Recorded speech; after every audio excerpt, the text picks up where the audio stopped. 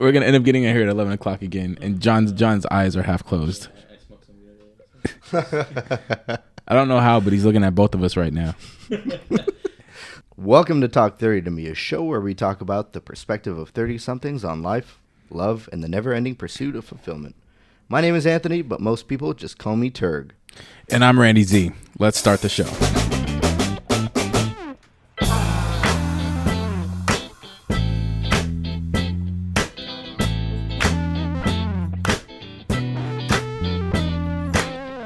Here we are, episode 2. Episode 2. And I'm completely humbled by how much support we've gotten off of the first episode. It's amazing. I was surprised, quite honestly, that people even went out on a limb to try and listen to our podcast. I can't believe how many people listened to the first podcast. It's pretty insane. Yeah, between that, all the Facebook likes, the Twitter retweets, I was actually more taken back with how many text messages, Facebook messages, emails, phone calls I got about the podcast. Personal touch. Yeah, that was really nice. We want to just give a big thank you to everybody that's been supporting us and sharing it on Facebook and telling people about it and listening to it. Thank you very much for your love and support. Absolutely. Thank you. I mean, we couldn't have done it without you guys to start. It's good for us to keep on going because now we know we have somewhat of a following. Right. People that actually care about what we have to say and that we're making an actual impact because that's the whole point of doing this thing. It's about making an impact. All right, so let's talk 30. I posted a question on our Facebook, and it got some interesting responses. The question was, what about turning 30 is so scary? And we had a couple interesting responses. On one hand, it's like, oh, it's when you're really an adult. All the things that you set out to accomplish, you may not have, and it starts to weigh on you. And then one person was just like, I'm turning 30 this year, and I can't wait. So you got the mix, like you said, running through the gamut of emotions, the highs and the lows, the perplexed people, the excited people, the indifferent people, the confused people. There's a whole range of those people. What would you define yourself? I mean, when you were turning 30, how would you define that moment in terms of your emotional state? Because I know you mentioned that last time. Yeah.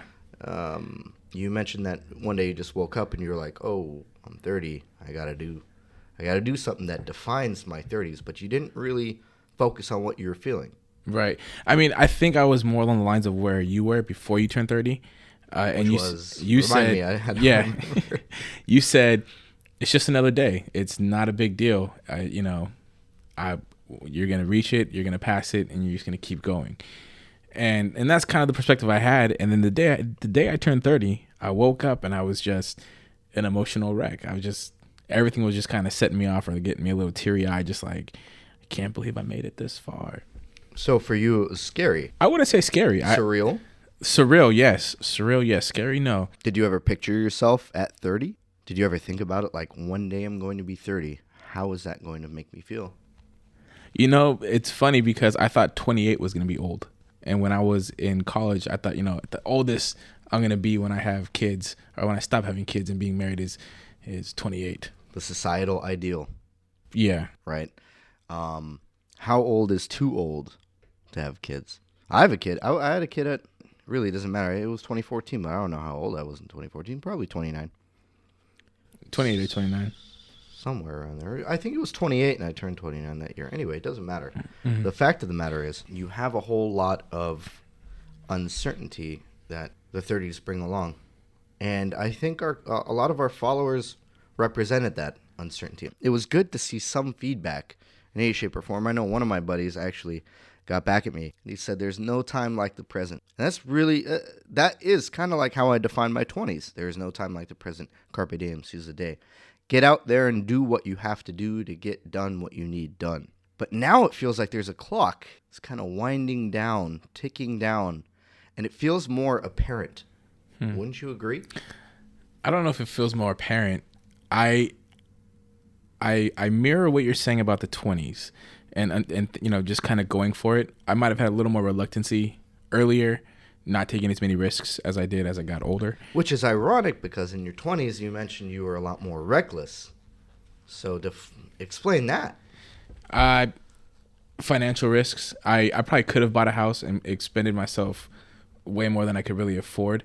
I could have done a lot more things recklessly with like contracts and getting into different deals, but I didn't. So I guess in the mentality today, when I'm looking back at it, I was a lot more conservative with career choices and taking chances in that regard. Do you regret any of that?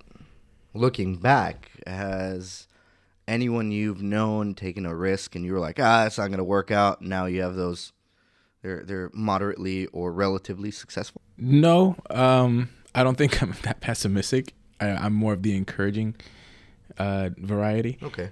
But I mean, a part of you has to think like, wow, if I had done something a little different, I might be there. I mean, it's not like, I wouldn't call it envious or pessimistic in that regard. I would call it more like one of those what if moments.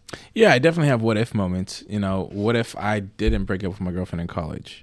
And what if we ended up getting married right after undergrad, starting a family, this and that? Where would my life be now? It wasn't until after college that I actually started diving into business, creating all the different ventures that I have now. And it's hard to be regretful of the 20s when I've had like this amazing year after turning 30. So I feel like a lot of things that I've done, especially in the last like 3 to 4 years, have really set the foundation for where I'm at now. And where I'm at now is I still don't necessarily have a clear vision, but I'm definitely taking larger strides and more purposeful strides. Yeah, I can kind of agree with that. Your 20s was a time for exploring an adventure, and now it's more, like you said, every move you make now. I can kind of contrast that by saying I'm the opposite. I'm a lot more calculated now than I was before. Before, I was taking on any job I could find just for the experience, just to get some kind of guidance. Try things out that I really didn't like so I could find something that I really did like. And when I found something that I really did like, I latched onto it and I took it the distance. And more times than not, that distance was very short and sweet, right to the point. I don't think I held a job for more than, 2 years early on, which they say is bad for your resume, but I saw it as more of, I need to get that experience. I actually think it's the opposite, because a lot of people I know in their 20s stick with a job for 2 years and then move up for either the title bump or the pay raise. I got neither. I was doing random things, things throughout. That's true. And there was no consistency, there was no continuity to my resume until I stumbled on to my latest job before this job, and then that launched me into the food and beverage industry, and I will never look back. Really? Mm-mm.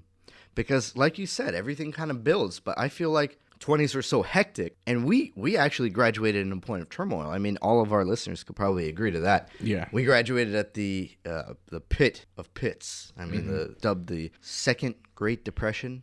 We had a recession. Right. Obama took office and preaching change, and everyone was in this weird kind of hazy mindset that things were going to change, but things didn't change. Things stayed the same.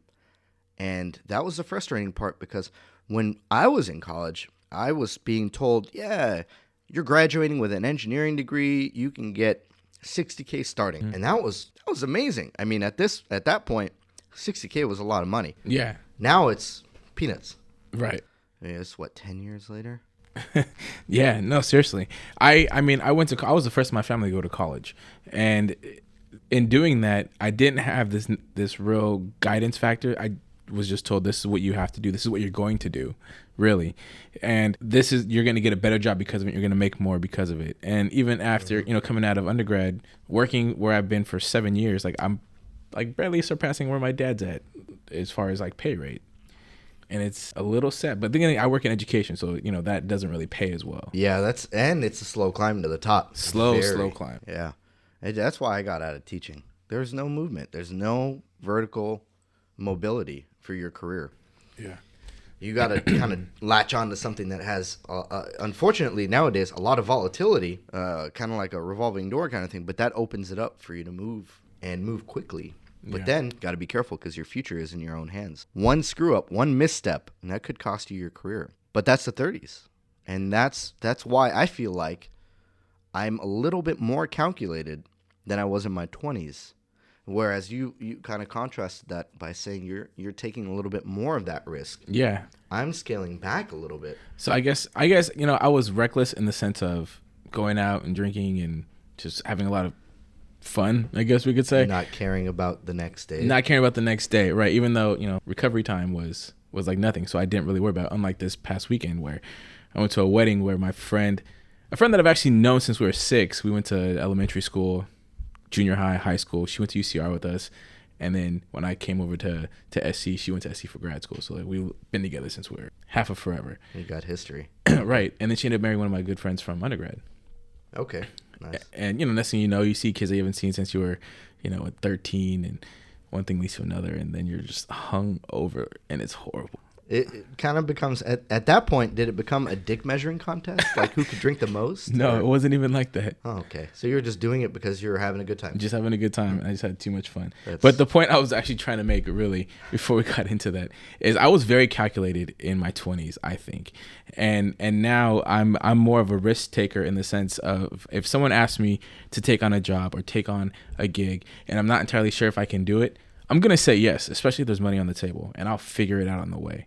And I wasn't like that before. I'd only take things on where I knew I could master it and I knew I was going to shine. What changed? I think for me is when photography finally started popping off for me, I started being okay with saying yes to certain things that were out of my comfort zone. And with turning 30, I just felt like I've had no significant contributions, no significant creations, whether it be from a child to a piece of work or anything in a catalog of some sort, which is really untrue and really short selling myself on what I have accomplished. But that's just how I felt. Going into 30, I was like, I'm just going to say yes, and just see where it takes you. Mm-hmm. And that's where the film kind of came into play. And I still don't know what I'm doing, but now I've also been contracted for other film projects. They like what I did and what I've put out, so it's worked out. And that's, I can't say that I would do something like that now. I might, but I'm more of, and I was actually reflecting on this the other day. I'm actually choosing carefully what I do now. So we're complete opposites on that. That's crazy. Yeah. I was reflecting on the fact how several opportunities have come across my desk in the past 6 months. Really? I've said no to about 90% of them. Except this podcast. Because it was kind of like that aha moment for both of us at the same time, and we knew it was going to be a good idea. There's no doubt about that. Yeah. But everything else that has come across my desk, I had no interest. It's like, no, it's not worth my time. Yeah. Because now my time, especially with a family, now my time is a lot more precious. Right. This is time that I'm spending away from my family. Not in a bad way. It's nice to have this moment where I could just get out, put my thoughts down on this metaphorical paper, just get it out there so I don't have to keep it in my mind. Kind of like what I was talking about with the bullet journal. Yeah. This is like my second brain. That's one thing that I can say with certainty that I don't think I would be that ballsy anymore, which is kind of upsetting. I used to be spontaneous and a risk taker, but now this kind of calmed me down a little bit, took me down a notch. I'll combat that with the fact that I think less than a year ago, maybe about a year ago, before you got the job you have now, we were this close to buying a batting cage. Oh, yeah, that's right. I wanted to buy a batting cage really bad because I just wanted to get back into baseball and get back into baseball form. Mm-hmm. And I found this business online that just went under, and I wanted to buy it. That was me trying to find a rhythm. I think I had just quit my job and I was looking for something, and I was like, oh man, I need something right now. Yeah. And I was just kind of grabbing at everything, and that was, I took a step back from that, and I was like, wait a minute, I have to kind of reel it in and get a little bit more focused. I got focused, and in that span of 2 months that I had quit my job, I had 8 interviews with major corporations. Mm-hmm. I got 2 job offers, and I took one of them. And that changed my life, because now this perspective I have is a lot more insightful, because now I'm a part of the corporate world. I have a corporate visage. I'm transforming myself from that aggressive, impulsive kind of person to a more PC, giving very vague, generic answers.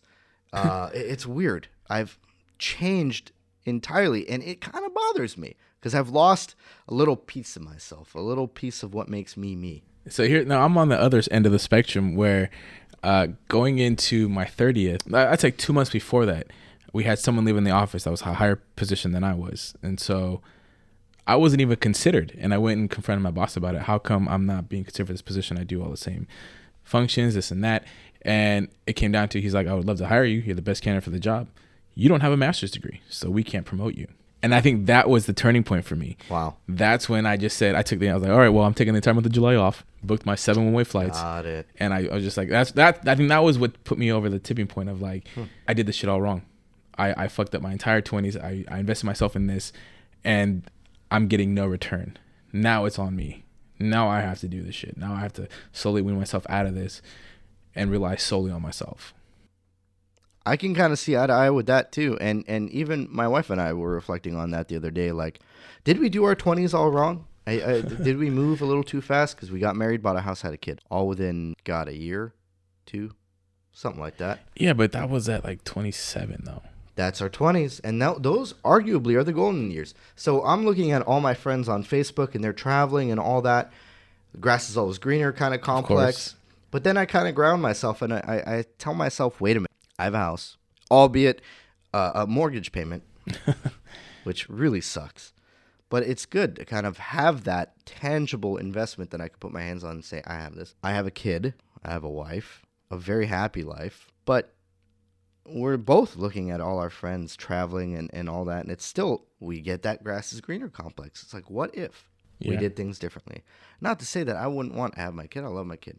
Best thing that ever happened to us. What if we did our 20s differently, traveled, and instead of binge drinking on a weekend or spending all that money going out to bars, trying to chase girls, whatever it was, we took that money, saved it, or found someone to invest in us and take a trip around the world. Yeah. I don't know. Well, I mean, why can't you do that now? I mean, you have grandparents available for babysitting. Yes and no. You don't want to rely too much on them. You have a sister available for babysitting. And a sister that's gainfully employed and very busy as well. And that's the thing. People have their own lives, and we do too, and we made this choice. Yeah. And it feels bad pawning our kid off on someone else just so that we could have a good time. Although, really wouldn't mind it. As a matter of fact, we're trying to go to Vegas, and that would be the first actual vacation without a kid if we end up not taking him, which, I don't know, I feel guilty not taking him. It's different.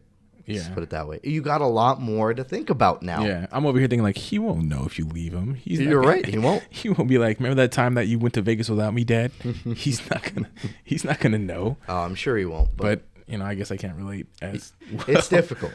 I'll tell you that, because when I was in your shoes, people were talking to me about kids and growing up and all that, and I was like, kind of like, my mind was somewhere else. And now I'm talking to you about kids, and it's probably the same way, and I don't take offense to that.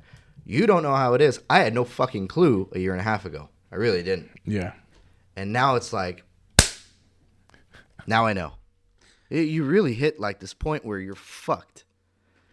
And you don't know what to do, but you have to figure it out, kind of like what you said. So I guess that is my risk.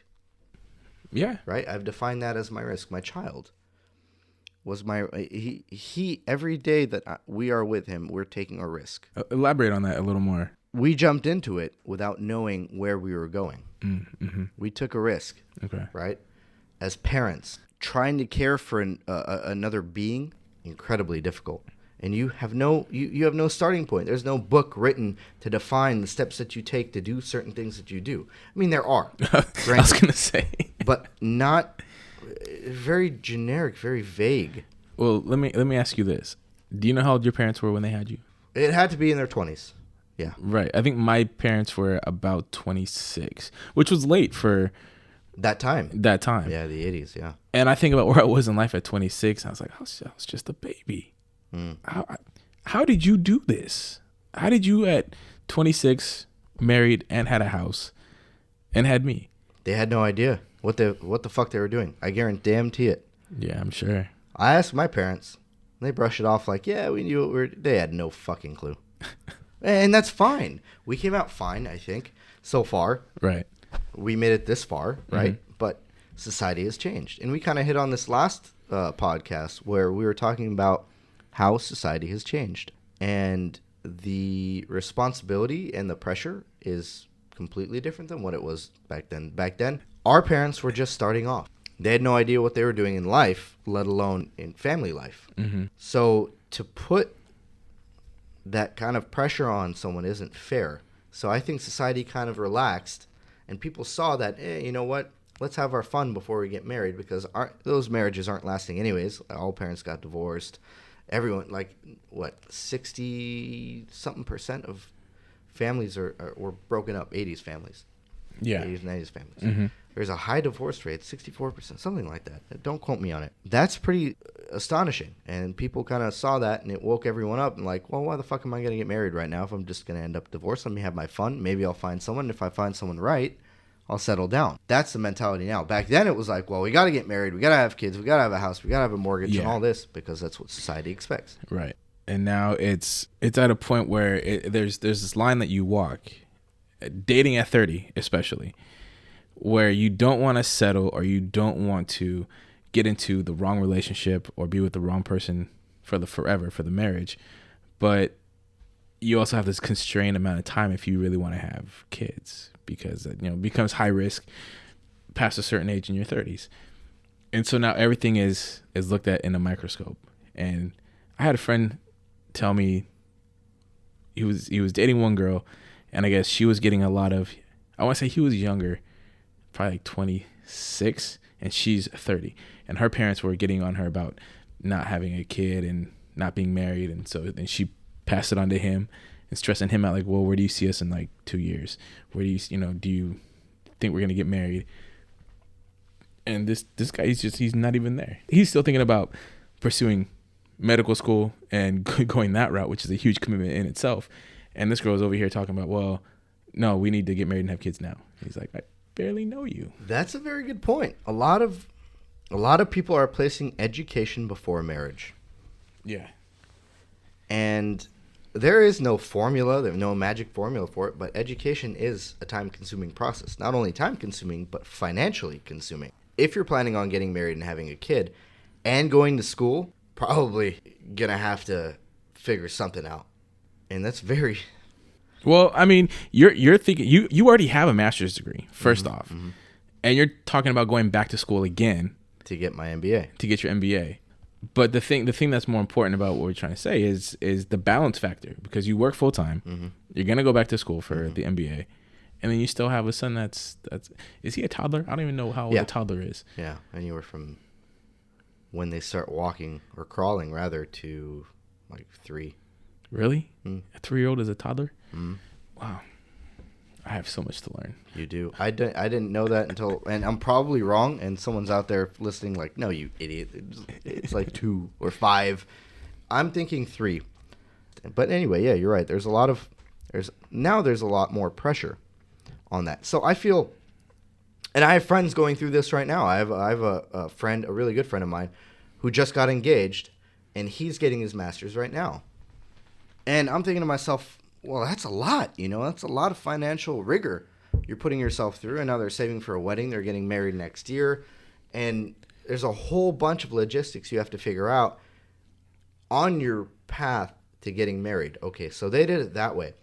And you were referencing a friend that he wants to prioritize education before marriage. That's when you got to make a decision. What is more important?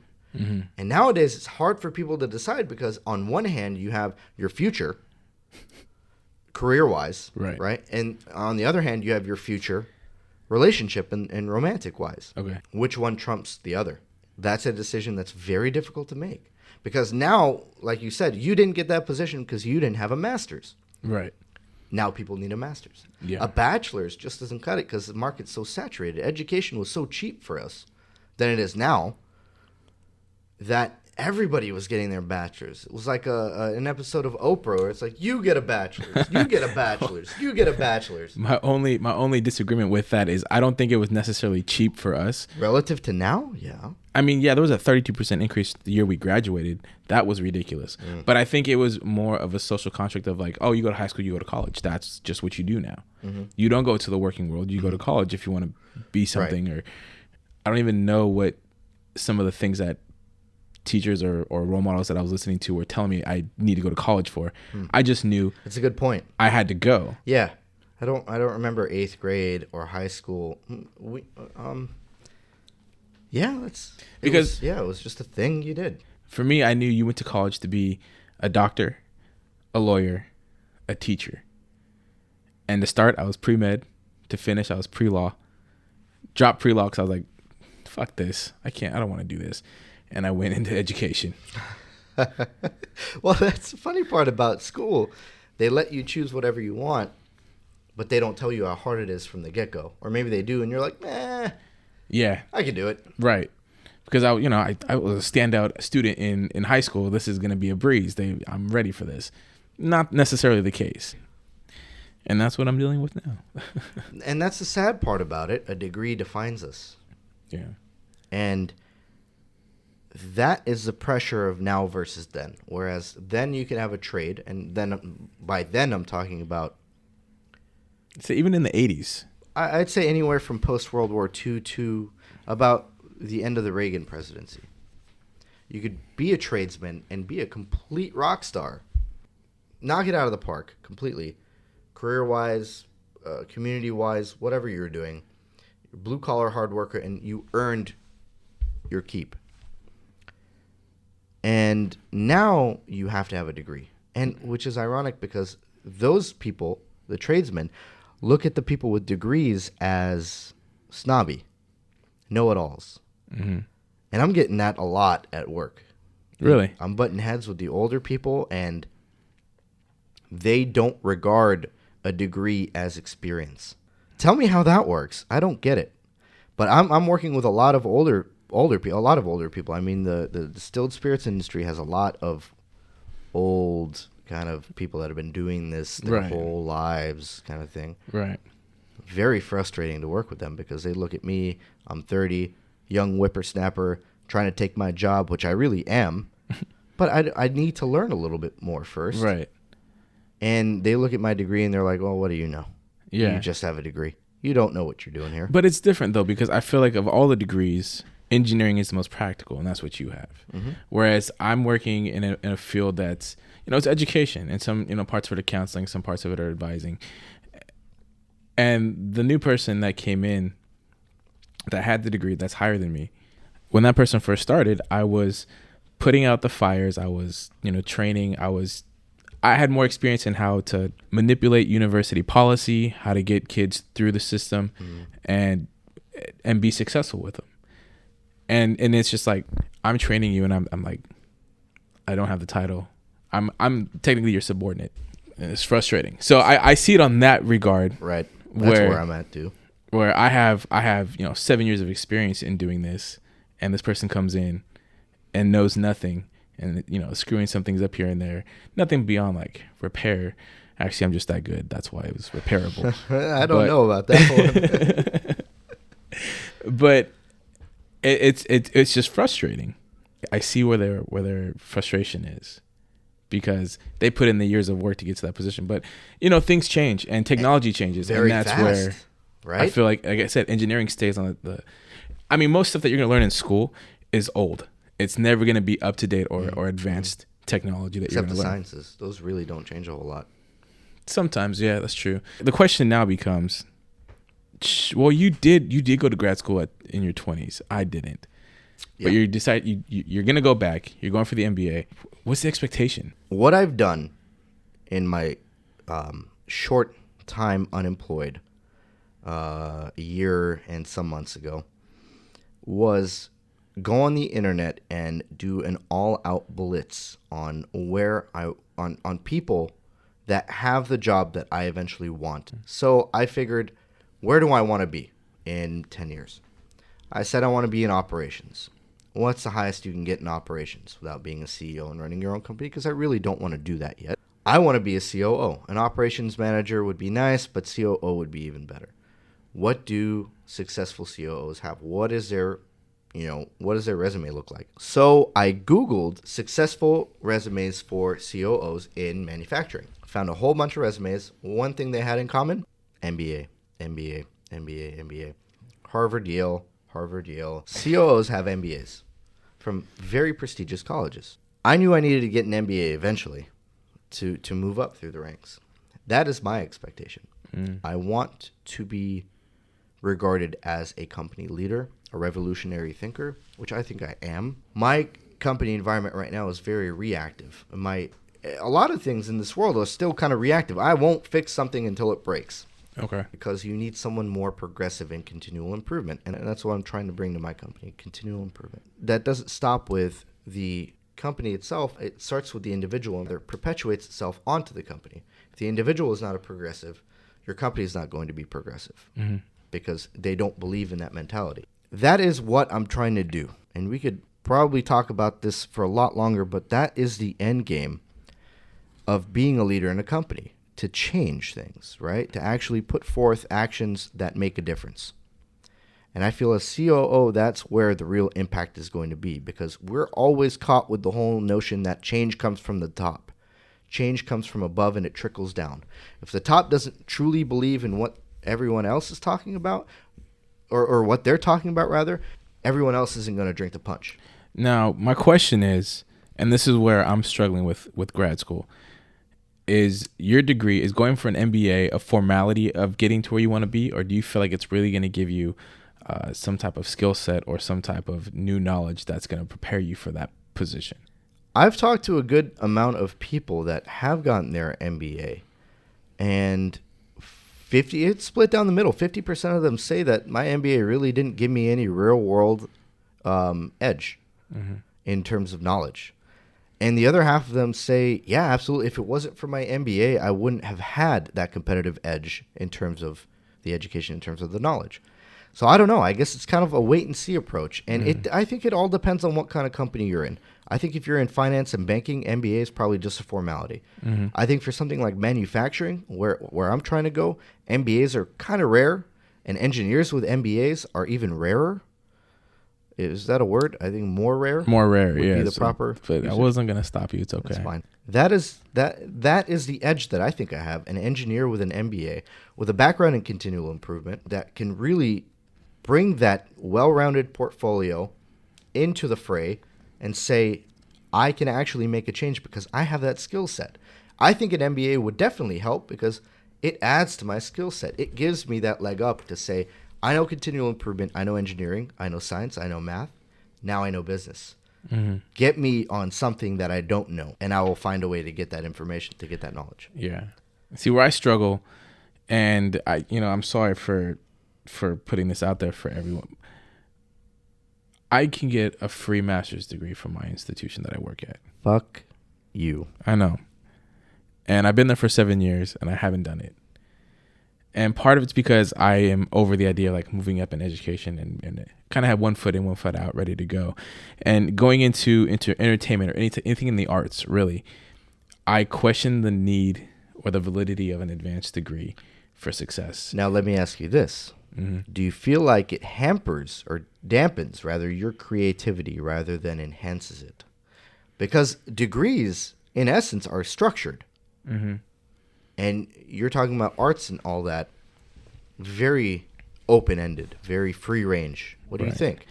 I actually looked into the fine arts, Master in Fine Arts, and I went to their little info session, and it was just so, there was no structure at all. I don't think I could actually function in that kind of environment, because if I need to be successful and I have to do this as a formality or just get through it, I need to know what boxes I need to check to get to the end goal. That's ironic. Right? Just because then I know what needs to be done, so that way I can get that shit over with and move on with whatever else I want to work on. That's how I kind of treated undergrad. For me, undergrad got in the way of my life. As soon as I finished undergrad, that's when I started a company. Never studied business, so I spent a lot of time studying business after graduation. I think I've read more books and studied more since I've graduated than I did at all when I was in school. So maybe you're pursuing the wrong thing. You're saying spend more time pursuing the career itself rather than getting the degree for the formality. Yeah. If you put that kind of energy into what you want to eventually become, you will become that. But that brings about the argument of being a tradesman versus an educated person. And in your kind of like where you're going, I don't think that really matters yet. Right. Well, here's the catch, or here's the thing that kind of I get hung up on, is at some point in time I want to return to the classroom and I want to teach, whether it be with the arts, whether it be with writing, whether it be photography, I don't know. But at some point that's the end goal. And I think to get there, I'm probably going to need a master's degree at some point. Yes, you will. You'll actually get paid a whole lot more if you have a master's. Yeah, but I haven't been in a classroom since I was doing student teaching in undergrad, and so I don't have the experience, I guess you could say, to warrant getting a job without real teaching experience and having a master's degree. You don't need teaching experience, and maybe I'm wrong. It all depends on where you go. True. Be it public or private. I'd opt for public, specifically the school district I grew up in. And you probably should get a credential as well. Yeah. You probably should think about that sooner rather than later if you want to do it. Yeah. I don't understand why you keep doing that. Mouth breathers. Is that what that is? I'm a mouth breather sometimes. I'm a mouth breather too. And so is my son. And I'm worried. Your son. That kid is a riot. He has how do you keep up with that guy? I don't know. He's outsmarting me in almost every possible way, and I don't know how he's managing to do that. He is very perceptive. And that's the weird part about being a parent. You pick up on these little subtleties in your kid's progression every day. I get really fascinated with like kids and the idea of just like, you really don't know what this is. This is a television. You don't know that. A stupid example, but I just get really fascinated with like when a kid is exposed to something new and just seeing their face, just like that intrigue and that wonderment. And that's the thing. Even if they've seen it before, it's still new to them. Yeah. Because they don't really know what it is or how it works or what it does. So it's trying to figure it out every chance that they get. Yeah. Because I was at a wedding this weekend and I was talking to my buddy I was actually mentioning Ethan and how we were at dinner and this little guy pulled out a phone and was just like playing 3 games simultaneously, like right. Switching between games. And my buddy was telling me how his son, he goes to open an app and his son double clicks the thing to turn it off and then swipes it. So he's just like, I can never open anything. If he doesn't like what I'm doing, he closes it and swipes it. I'll be writing a work email and he'll think I'm playing a game or something like that because he's so used to seeing me play a game. He'll grab the phone, end up hitting like random keys, and then send at the same time. Is that why you always tell me oh, sorry, that was a fat finger text, my bad. Yeah, that was my fat finger text. How you could tell someone really has fat fingers, their emails are illegible. Anyway, he is notorious for sending out email. I have this kids mode on my Samsung Galaxy, my work phone. He hates kids mode because he's realized that you need a password to get out of it. He doesn't know the password, so he can't get out of it. So he looks at it and he's hitting the home button on it, and he looks up at me. He's like, sorry, buddy, you can't get out of the app. That's the way the app was designed. You can't get out of it. It's meant to keep you out of my shit. He wants to be in my shit. He wants to be in it so he can fuck with my shit. He knows how to open the My Vegas app, the blackjack one, and I was like, why is there a My Vegas app and your kid knows about it? That's my one of my employees introduced me to it, and you can get free hotel points and all that. I guess a really stupid thing, but it's fun. It makes cool noises. He loves the intro song, so he opens it up. Okay. He collects my bonuses, plays a couple of slots, gets bored, hits the home screen, goes to my emails. Hits the home screen, goes to my text, hits the home screen, opens Clash of Clans. See, I'm not ready for that. I cannot handle this. This sounds exhausting. I'm just watching him the whole time, so I'm just sitting there with a big smile on my face like, where's this kid going now? What's he going to find that he's going to latch onto and he's going to love it? So I play NBA Jam on my phone. I'm trying to beat the game with every single franchise, with every single team, and he loves it. What else could you be doing with your time? Well, I play it with him. Oh, okay. Because he loves watching it. So that's the only before I never even opened the damn thing. I mean, it's one thing to beat a game. Okay, I understand. Like, I don't have the patience to do that, but to do it with every single franchise, it's a lot of work. No, that's a lot of commitment. It is. See, that's the thing. Maybe you just identified a root cause in your relationship struggles. You're afraid of committing to a fucking video game. Oh, wow. Wow, we're going there now. Already. I'm just stating the obvious here. Okay, I'm sure our listeners could piece together to put together the pieces of the puzzle. You just kind of led the horse to water there. Wow. I can't commit to a video game, let alone a relationship. No. That was the underlying point right there. That was not. Everyone picked up on. No. Apparently, except you. Nobody picked up on that at all. Everyone picked up on it. Nobody picked up on that at all. The whole world fucking picked up on Oh, my that. God. Okay.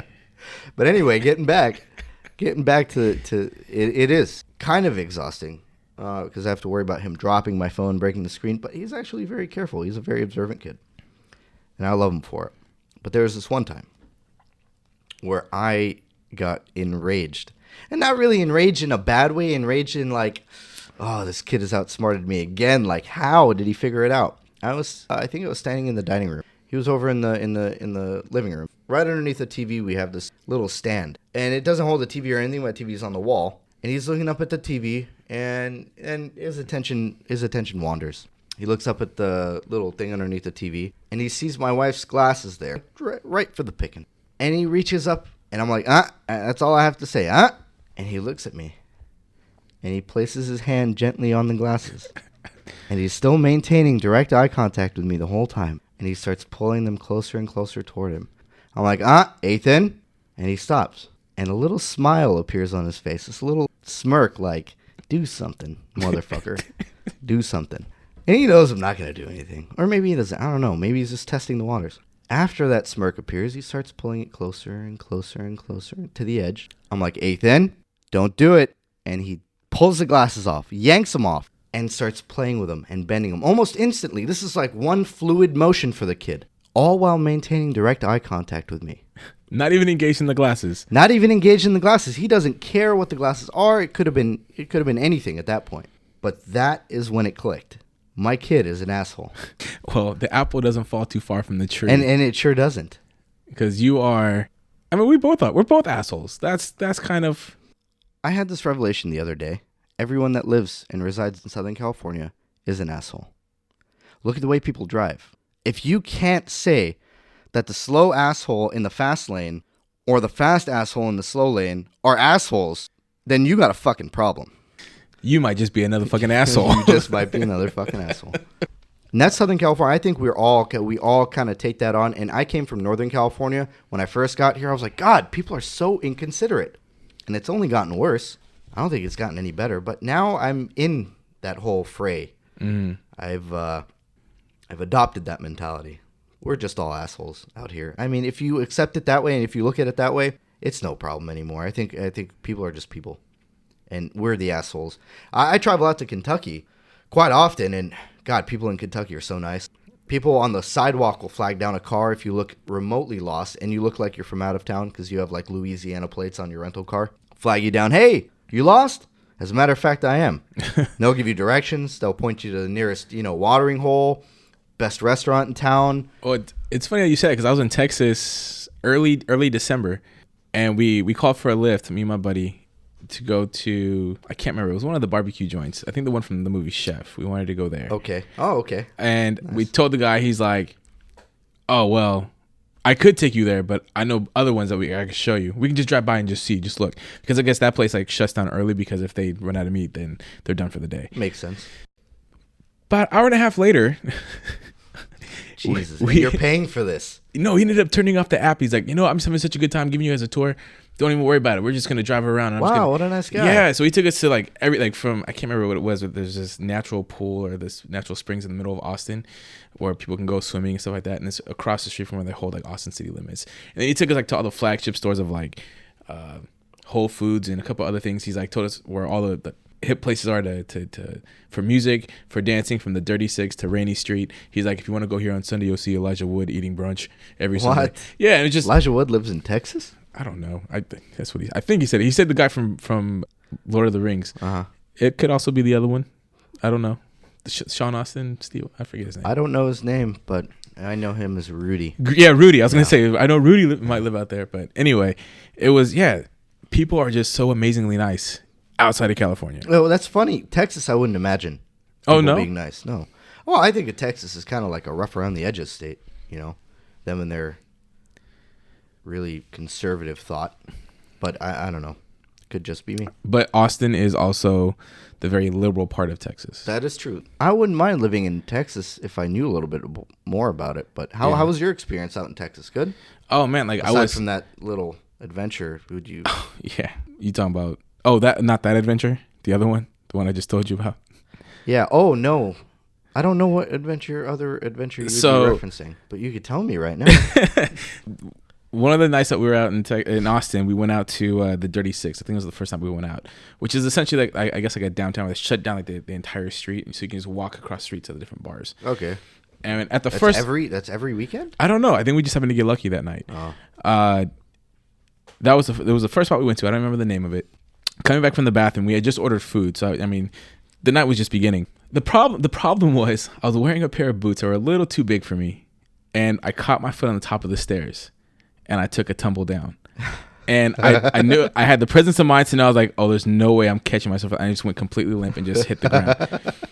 How are you conscious of that? It's happening so fast. Yeah, and I was just How like, do you figure that out? I was just like, well, I didn't want to put my arms out because I was like 5 steps up. And I was like, there's no way I'm going to catch myself. I'm like 300 pounds, bro. There's no way I'm going to catch myself and not break an arm. So I just went down like with my arms to my side. Just and you know, you ever see cops when like something really pops off and the camera falls to the ground and it's like the view's horizontal like, with the person, right? That's what my vision looked like. I just saw feet like within a matter of seconds, and I pop up, and then security's like, "All right, so you're done. You need to leave."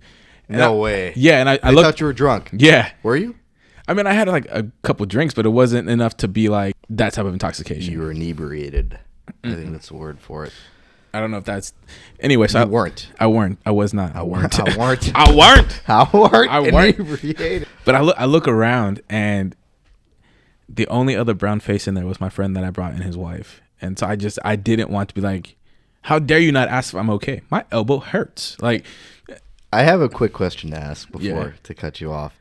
Did they look the complete other way? Like, we don't know brown face. We don't know that brown face. Like, no. Don't kick me out by association. No, one was with me and she's like, I didn't know you fell. You popped up so fast. And then we got back. You played it off as Jay Smooth, like, right. What just happened, everyone? Right. I didn't hear that loud thud. Loud thud, did you? No. But I don't think Texas gets earthquakes.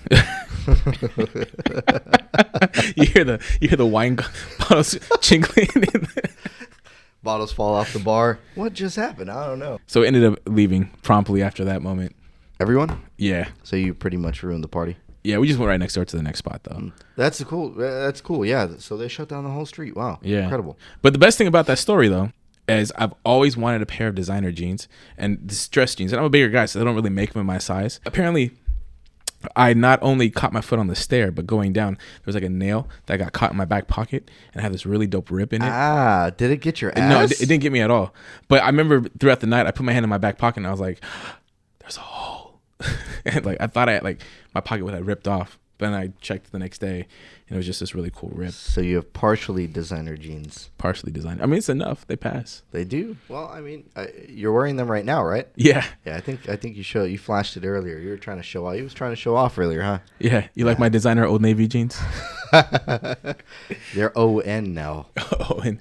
On. All right. So, Turg, where's your head at? Well, interesting you say that. Or asked that, rather. The last week or so, I've been listening to the Black Keys. Somehow, I wasn't really into the Black Keys. They never really popped up on my radar. Funny thing about that is I listened to the Raconteurs. I listened to the White Stripes. Love Jack White. Mm. And the Black Keys is very bluesy kind of rock. And I like that. I love Led Zeppelin. Yeah. It's my style. Okay. But the Black Keys are cool. They're groovy. I get into it. Not all their songs, but a lot of their stuff. I can really rock out to it. Right now, I haven't heard their latest album. I think it's Turn Blue. But I've been on Brothers and everything before that. What's in your head? What are you playing right now? You know, I think it wasn't until this particular album that I liked this artist. I was listening to Drake, and it was Nothing Was the Same. But the reason why is because I was actually at a barbecue with my buddies, and it was, I'd say, probably 2 years ago. We were in Shreveport, Louisiana. We went there for a bachelor party. Well, we were a surprise bachelor party for the groom. And it was on some real, the hangover. Picked him up on a Thursday, took him out, and we had him back by 10 a.m. Saturday morning for the ceremony. And throughout the whole time, it was like high school all over again. All 8 of us in a blacked out Suburban, driving around Shreveport, bumping. Nothing Was the Same. The entire album. The shit was amazing. We even had I think it might have came on in the strip clubs too. We had like. It was like fortuitous. Yes. Wow. And just, I'm on my worst behavior. I can't say I listened to Drake ever. I did see the whole thing going around the internet with that music video. Hotline Bling? Yeah. Yeah. That was hilarious. Yeah. I never really liked. I kind of tried to get into Drake, convince myself that he wasn't boring. I would say I haven't liked much of his work since. and leading up to it wasn't too much of a fan. But that album was a pretty solid album. I really liked it. I mean, you should listen to it if you haven't. I would say if you're gonna give him one more shot, that'd be the album to give him the chance on. It literally dropped the weekend that we were out in Shreveport. Oh, okay. So you have that emotional attachment to it. Yeah. It's like whenever I'm feeling nostalgic or I miss my buddies, because I have a couple friends in Texas, another moved up to the city up in San Francisco, and then still a few guys here. But like when you're just missing the camaraderie of having all your boys around. And I'm the one probably that's the most MIA because of how much I work. I miss them, and I just kind of put that on when I'm driving. It just takes me back. Yeah. Well, that's music. That's the beauty of music. It brings you that nostalgia. What about you, Sankis? Do you have anything in your headphones? Oh, look at that. We're out of time. Oh. Sorry, Sankis. We can't get to you today. Next episode, we will get to you. Did this happen last time, too? Did it? I don't think so. No. No, we had you on last time, right? Yeah. So he's shaking his head no, but I could have sworn he made the cut. Anyway, next episode, we'll definitely have you on, Sankis. Definitely have you on. Thank you for being here, though. I mean, you sucked through the whole podcast waiting for your moment. Unfortunately, we weren't able to give it to you today, but you know what? There will come a time. And I'm thinking, I have a good feeling about next episode. Episode 3, that's where Star Wars turned around. I think our podcast will definitely turn around episode 3. I like that prediction. All right, everyone. Thank you for joining us today on Talk 30 to Me. My name is Randy Z. I'm Turg. Please continue to tell your friends about the podcast. Continue to join us in conversations about being 30. And don't forget to follow us on Facebook at Talk 30 to Me. And follow us on Twitter at Talk30Pod. And if that's too much for you, you can go ahead and follow us on our website, letstalk30.com, where we have all our social media, blog posts, and podcast featured. We are also featured on iTunes as well. That's really neat. So don't forget to do that. All technical difficulties have been taken care of. And you can find both of us individually. On Twitter, I am Randy Z. And I'm at @the_ruined. Thank you for listening. You guys have a good one.